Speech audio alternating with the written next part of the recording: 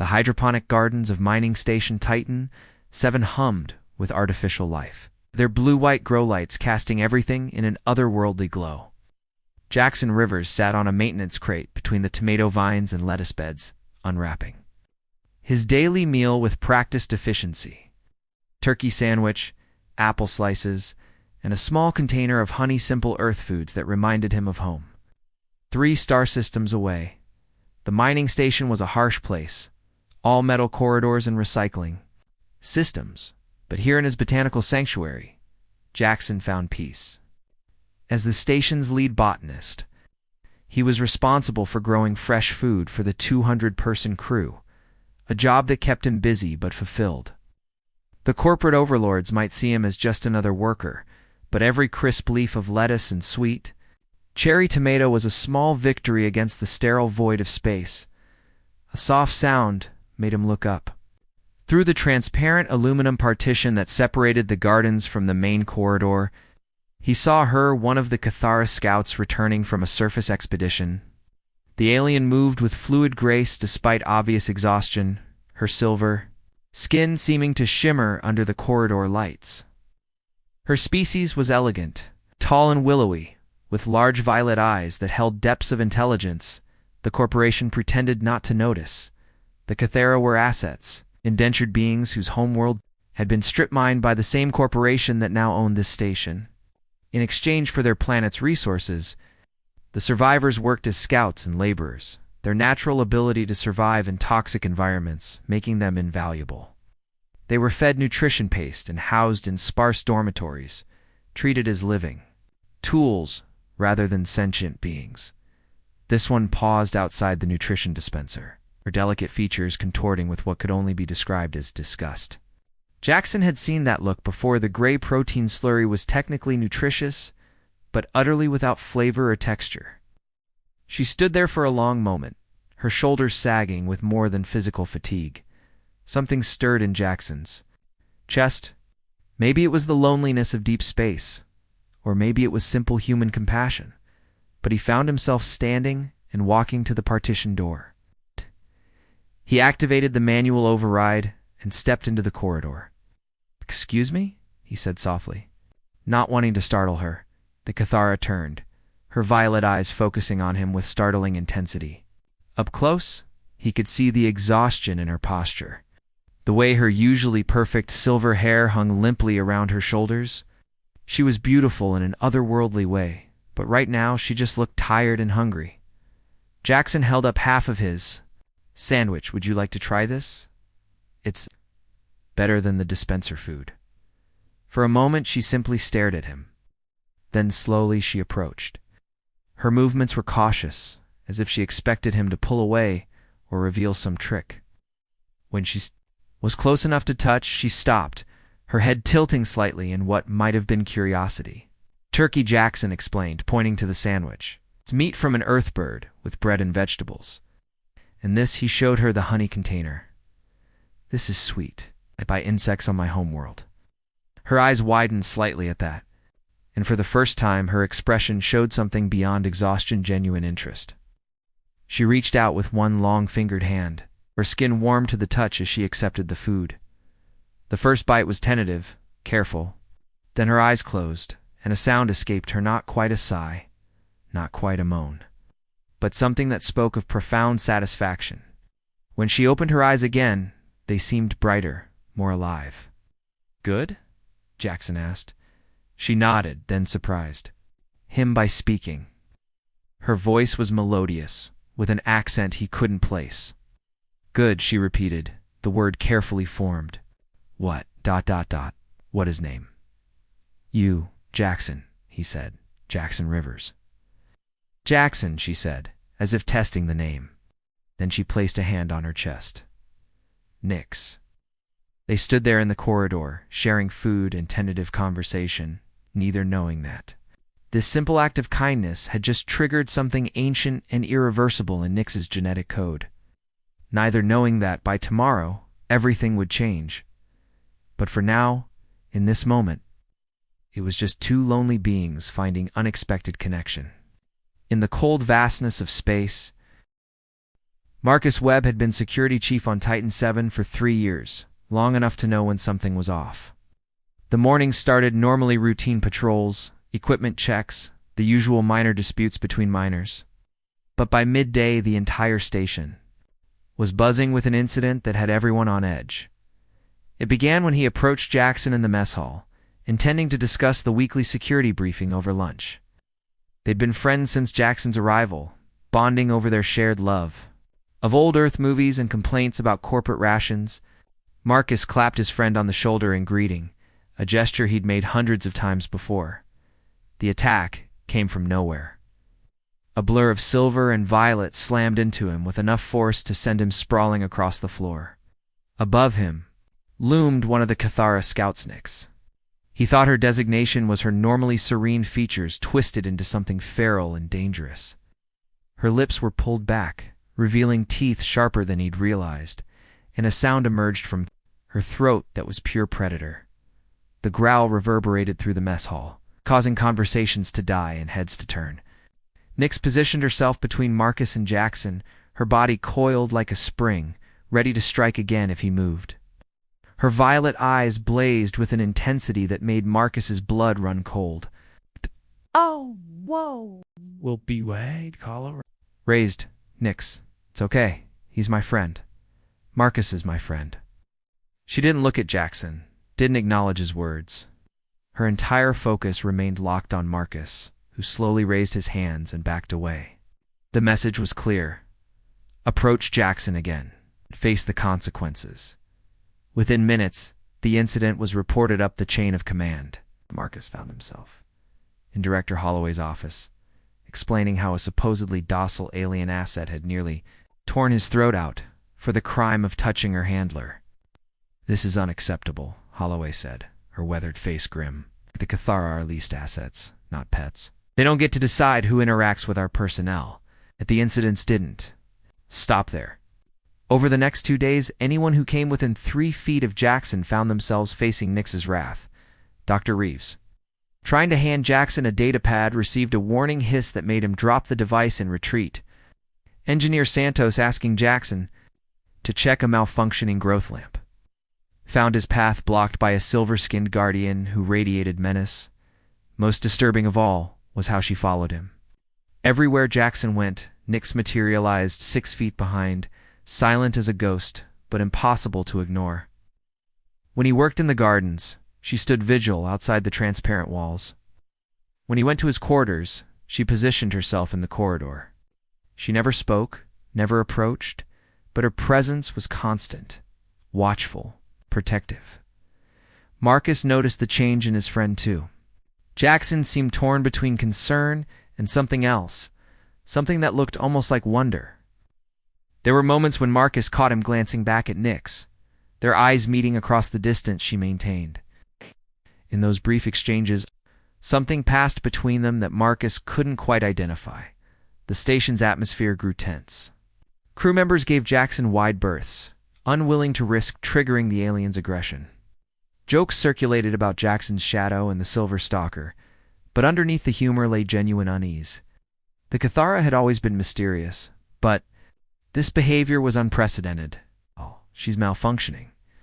Marcus overheard Dr. Reeves telling a colleague, "Some kind of software glitch in her conditioning. Corporate will have to reset her programming."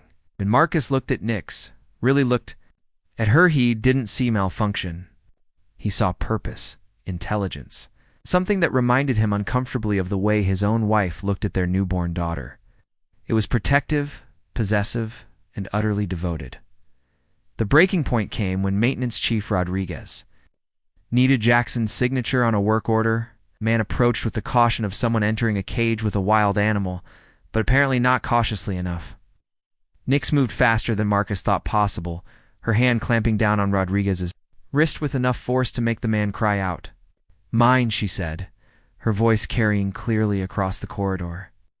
It was the first word anyone had heard her speak since the incidents began, and it sent chills down every spine within hearing distance.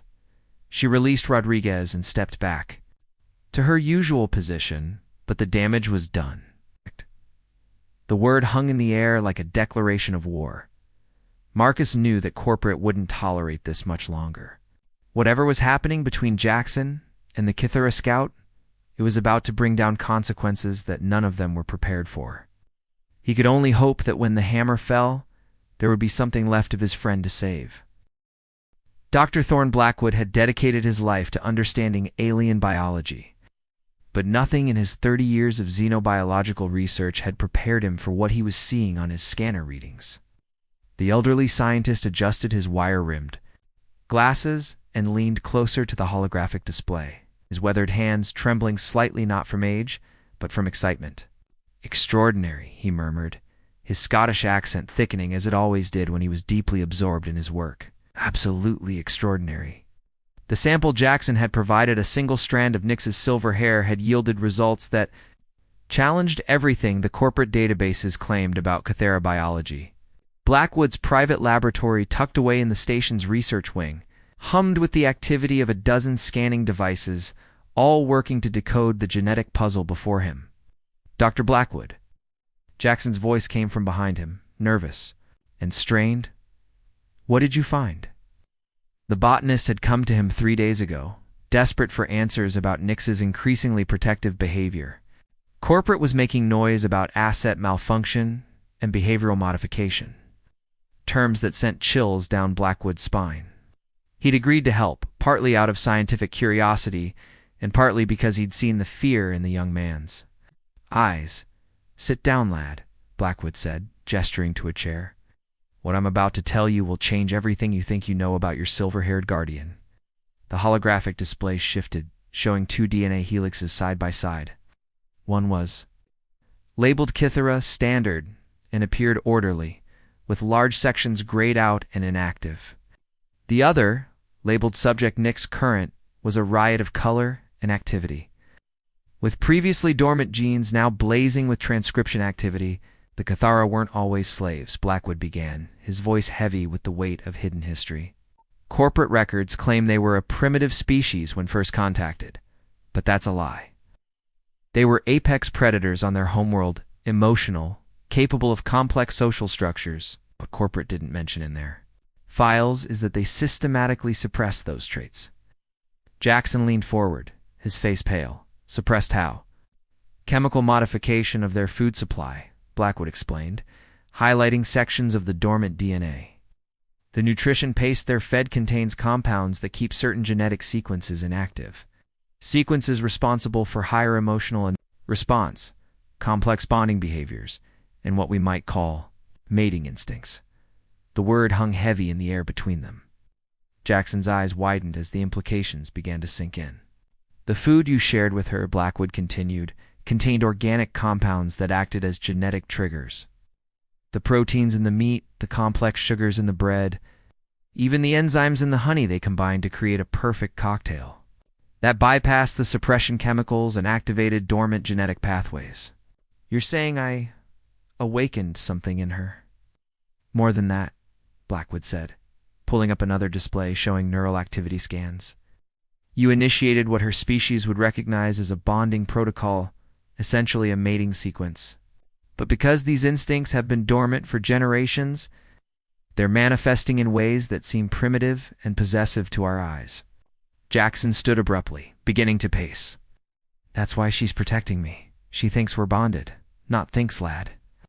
Biologically speaking, you are bonded. Her genetic programming has identified you as her mate, and she's operating on instincts that predate corporate interference by millennia. The aggression toward others, the constant vigilance, the territorial behavior, it's all part of an ancient courtship and protection protocol." "But I didn't know," Jackson protested. "I was just being kind." And that kindness has awakened a consciousness that's been sleeping for decades. Look at these neural scans. Her brain activity has increased by 60% since the bonding began. She's not just protecting you. She's thinking, feeling, becoming more than corporate ever intended her to be." Blackwood turned from the displays to face Jackson directly. "The question now is what you're going to do about it, because once corporate realizes what's happened, that their asset has essentially evolved beyond their control, they won't hesitate to terminate her. They can't risk word getting out that the Kithara are more than the primitive slaves they've claimed them to be." There has to be something we can do, Jackson said desperately. Perhaps, Blackwood mused. But it would require acknowledging that she's become a fully sentient being with rights and feelings. And corporate doesn't recognize those concepts when it comes to their property. The old scientist watched as the weight of responsibility settled on Jackson's shoulders. The young man had inadvertently created a new form of consciousness. And now both their lives hung in the balance of what corporate would do when they learned the truth. Commander Vex stepped off the transport ship like death incarnate. Unlike the graceful Cathara scouts that worked the station, this one moved with the calculated precision of a predator bred for killing. His black combat armor seemed to absorb the corridor lights, and his violet eyes held all the warmth of deep space. Where Nyx was ethereal and beautiful, Vex was harsh angles and barely contained violence. Director Holloway met him at the airlock, her usually composed demeanor cracking under the weight of corporate displeasure. The emergency transmission from headquarters had been brief and terrifying. Asset malfunction beyond acceptable parameters. Specialists en route for immediate termination and disposal, Commander Holloway said, falling into step beside the towering alien. The situation has escalated since our last report. The asset has become increasingly aggressive and non-compliant.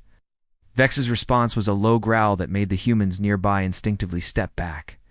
Unlike the other Cathara, his vocal cords had been modified for intimidation rather than suppressed for compliance. Where is the corrupted unit? Following subject rivers, as always. They're currently in Hydroponics Bay 3. Through the stations. Corridors, word spread faster than the recycled air that people breathed.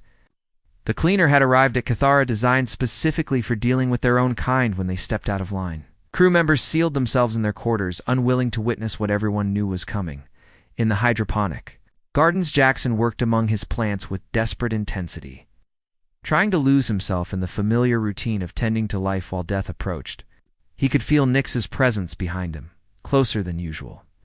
Her protective instincts clearly sensing the danger that stalked the station's corridors. Jackson, she said softly, the first time she'd spoken his name since the bonding had begun. Something wrong.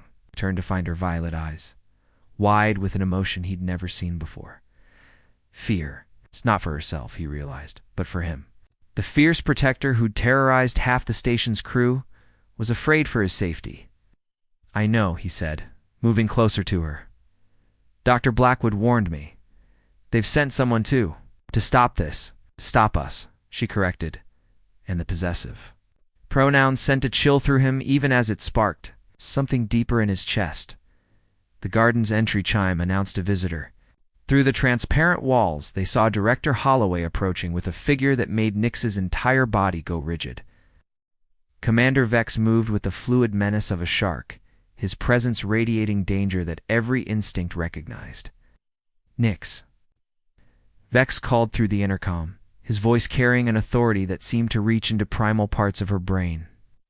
Designation 847. You will submit for recalibration.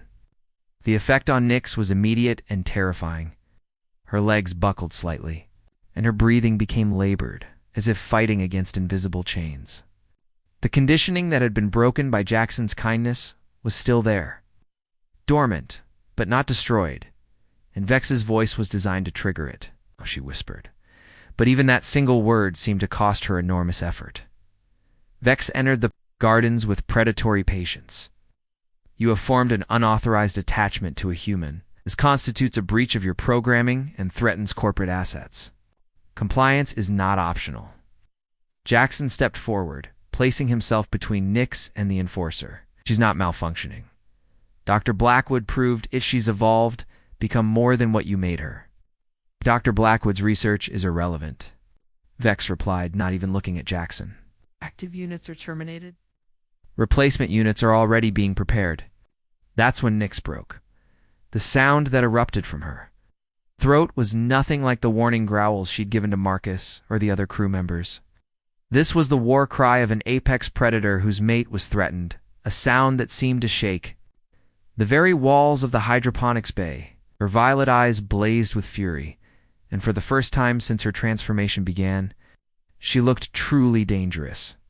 Vex smiled a cold expression that revealed teeth filed 2 sharp points.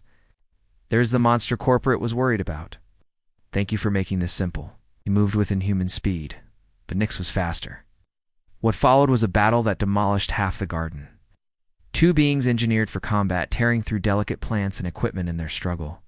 Vex had training and modification on his side, but Nyx had something he lacked: the desperate strength of someone fighting for love rather than duty. When the violence ended, both aliens were bloodied but standing. Vex had underestimated the power of awakened instincts, while Nyx had discovered capabilities she'd never known she possessed. This isn't over, Vex snarled, backing toward the exit. Corporate will send others, bigger guns. You cannot protect him forever. As he left, Nyx collapsed to her knees among the destroyed tomato plants, her body shaking with exhaustion and the aftermath of violence. But when Jackson knelt beside her, she looked up with eyes that burned with absolute determination. "Oh my," she said, just as she had before. But now the word carried weight of conscious choice rather than mere instinct. The hunt had begun, and they both knew it would only end one win: freedom or death. The evacuation alarm screamed through Titan 7's corridors as director. Holloway's voice crackled over the intercom. All non-essential personnel to emergency stations. This is not a drill. From the observation deck, Jackson watched 3 more corporate ships detach themselves from the darkness, their weapon arrays glowing with deadly intent. Commander Vex hadn't been lying. Corporate had sent bigger guns. The sleek destroyers positioned themselves around the station like predators surrounding wounded prey. They'll kill everyone on board to stop this from spreading, Dr. Blackwood said grimly, joining Jackson at the viewport. The old scientist's hands shook as he reviewed the datapad containing his complete research. If word gets out that the Cathera are sentient beings who've been enslaved, it'll destroy Corporate's entire operation. They can't allow that. Behind them, Nyx stood in the doorway, her silver skin bearing fresh scars from her battle with Vex. But her eyes held something new, not just instinct or programming, but conscious understanding of their situation. The transformation Dr. Blackwood had documented was complete. She was no longer the suppressed scout who'd worked the mines. She was a fully awakened being making conscious choices. There is a way, she said, her voice carrying newfound strength. The old paths. Before the corporations came, my people used the asteroid fields to hide. I remember. No, my genetics remember. Jackson turned to her, seeing not just his protector, but his partner in this desperate gambit. The mining tunnels? Yes, but not just hiding. There are others like me on other stations, other worlds. If they knew what was possible, if they could, taste freedom, quotes, she paused, her violet eyes meeting his. The awakening could spread. Director Holloway's voice interrupted their planning. Attention all personnel. By order of Chimera Corporation, this station is now under martial quarantine. Any attempt to leave will be met with force. The 3 of them exchanged glances. Time was running out. I can get my research to the communication array, Blackwood said, clutching his datapad. Broadcast it to every corporate station in the SD sector. But I'd need a distraction. The kitchens, Jackson said suddenly. If I could process enough of the right foods, create an aerosol compound that would reverse the genetic suppression in all the Kithara on the station. That's 23 individuals, Nyx said, if they all awakened at once. The implications were staggering. 23 newly conscious beings discovering their true nature, their stolen heritage, their enslaved condition all at the same time. It would be chaos, but it might also be revolution. They moved quickly, each knowing their role in the desperate plan.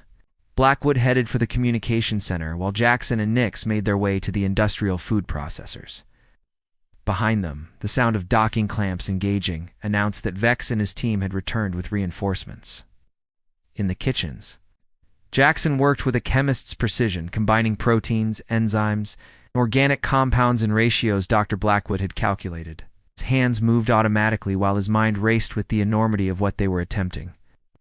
Said softly, her hand covering his as he worked. If this fails, ... "We won't," he said, though they both knew the odds. "If it does," she continued, "know that you gave me something I never thought possible.